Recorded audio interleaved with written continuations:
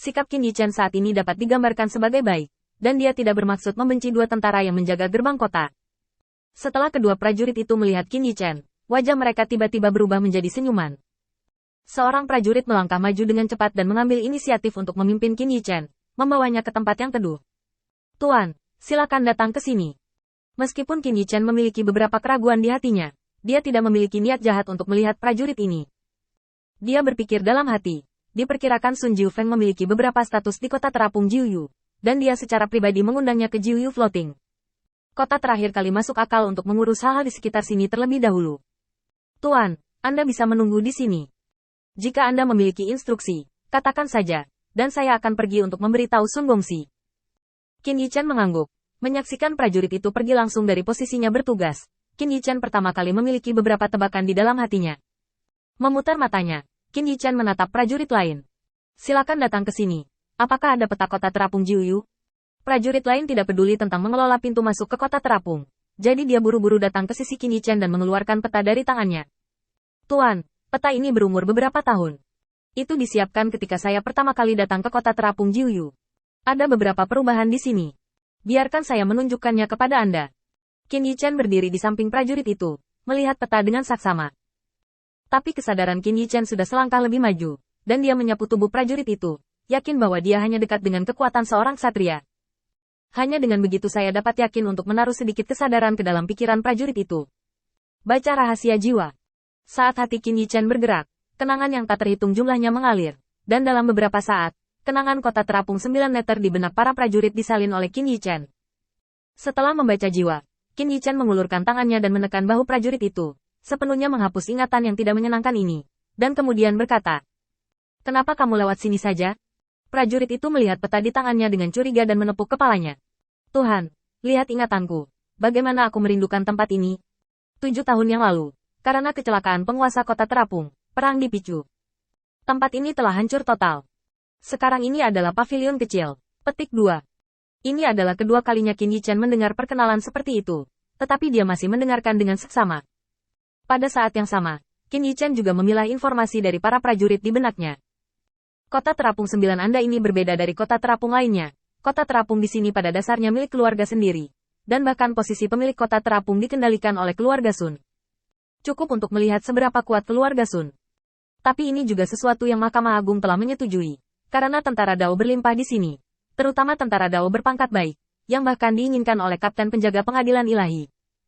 Karena mereka memiliki sarana untuk melindungi tempat ini, Mahkamah Agung Tuhan tidak ada hubungannya dengan itu sekarang, dan pada dasarnya setuju. Lagi pula, semakin banyak hal tahu, semakin baik, jadi biarkan mereka membuangnya. Ini adalah sia-sia sikap.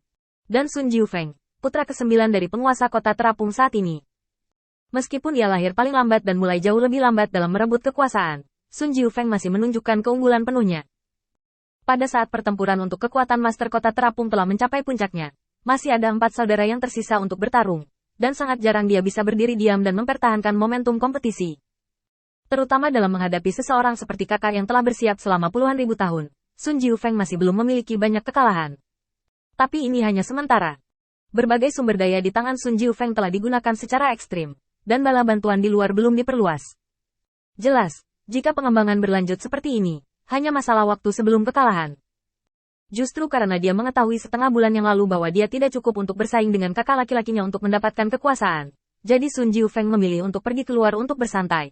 Yang lebih penting adalah pilihannya, yaitu melepaskan posisi dari penguasa kota terapung dan menjadi anak yang kaya dan mulia. Nah, katakanlah, terus berjuang.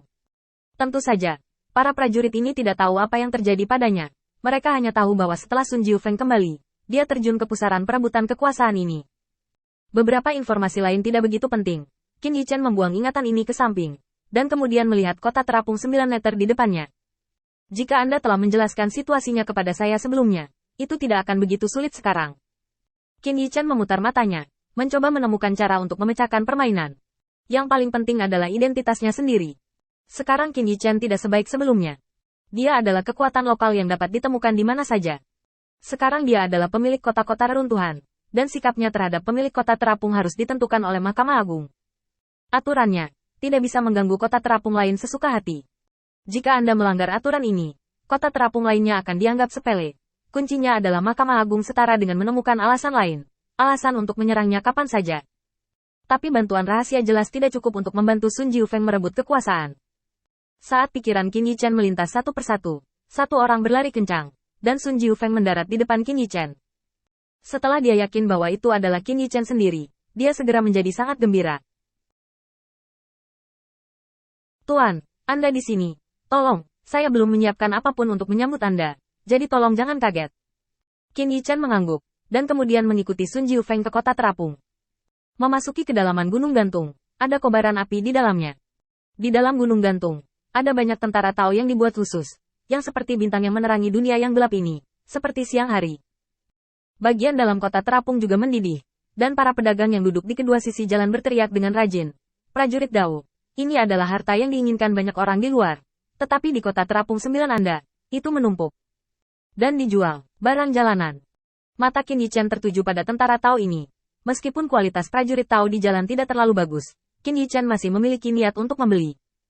Tidak ada yang lain. Dengan alasan tidak mengekspos kartunya sendiri, mengandalkan penggunaan rumah harta karun Raja Gilgamesh yang boros memang bisa menyelesaikan banyak masalah. Selama jumlah tentara Tao cukup, Qin Yichen setidaknya bisa tetap tak terkalahkan tanpa celah kekuatan. Qin Yichen melihat pemandangan di depannya dengan ringan, tidak mengatakan apa-apa, hanya menggelengkan kepalanya. Sekarang dia tidak bisa mengungkapkan tujuan sebenarnya. Qin Yichen memiliki banyak hal yang harus dilakukan, jadi dia tidak bisa membuang waktu di sini. Meskipun Qin Yichen sengaja menyembunyikan tujuannya, dia tidak bisa menyembunyikannya ketika dia melihat tindakan Dao Bing di sepanjang jalan. Apakah kamu tertarik dengan tentara Dao ini?